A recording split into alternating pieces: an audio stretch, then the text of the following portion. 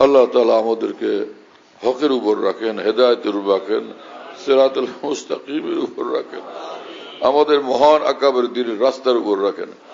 কোন জাহেল নাকি ফরিদাবাদ মাদ্রাসার ছাত্র, সে আমাদের জামিয়ার এক ছেলেকে বলছে আকাবের পূজারি হইতেছে, আকাবের পূজারি। এই জাহেল কোথায় আছে এটাকে খোঁজ করো, আমার সঙ্গে দেখা করো। ওরা আমি বলছিলাম এই জাহেলকে নিয়ে আসো।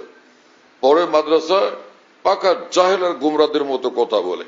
কোন জাহেলের পালায় পড়ছে, গুমরাদের পালায় পড়ছে, ইবলিসের পালায় পড়ছে। এগুলো আকাবের পূজারি কি জিনিস? জাহেলের তো আকাবের অনুসারী। হ্যাঁ, মাদ্রাসায় পড়ো জাহেল, এতটুকু খবর নাই তোমার? রাসূলুল্লাহ সাল্লাল্লাহু আলাইহি ওয়াসাল্লাম বলছেন আল বারাকাতু মা আকাবিরিকুম আল খায়রু মা আকাবিরিকুম, সমস্ত কল্যাণ এবং কামিয়াবি দুজনের সব আকাবের রাস্তার মধ্যে। মুহাম্মদুর রাসূলুল্লাহ সাল্লাল্লাহু আলাইহি ওয়াসাল্লামকে মানো না তো কি কাফের তুমি? তাহলে জাহান্নামে যাইতে চাইতেছো? আকাবের দ্বীনের বিরুদ্ধে কথা বলো তোমরা। আকাবের দ্বীনের বিরুদ্ধে কথা বলো ওই সকল লোক, আকাবের দ্বীনের বিরুদ্ধে কথা বলার অভ্যাস ওই সকল লোকের যেগুলো জাহান্নামের দিকে রওনা হয়ে গেছে। হ্যাঁ, সিরাতুল মুস্তাকিম থেকে মারুম বঞ্চিত এই সকল লোক। তুমি যদি হক তালাশ করো তো কোরআন সুন্নাহর বাইরে তুমি কিভাবে যাবা? আল্লাহ রাসূল সাল্লাল্লাহু আলাইহি ওয়াসাল্লাম বলছেন এবং সহিহ হাদিস এটা। একটা সে আকাবের দ্বীনের বিরুদ্ধে কথা বলতে থাকো। মাদ্রাসায় পড়ো তোমরা, যে মাদ্রাসায় কি জাহালত শিক্ষা দেয়? মাদ্রাসাতে কোরআন সুন্নাহ শিক্ষা দেয়।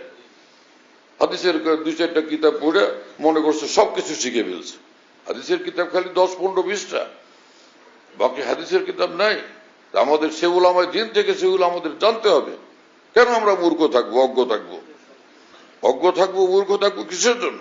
আল্লাহ পাক যখন আমাদেরকে ইলমে দ্বীনের লাইনে আনছেন, আমরা আরো আগে বাড়বো, আরো জানবো, আরো শিখবো, এই দৌলত আরো অর্জন করবো।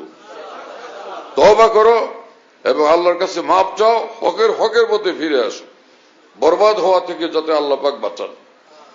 আল্লাহ তাআলা আমাদের সকলকে হিদায়াত দেন। ওয়া আখিরু দাওয়ানা আলহামদুলিল্লাহি রাব্বিল আলামিন। সাল্লাল্লাহু আলা নবিয়্যিল কারীম।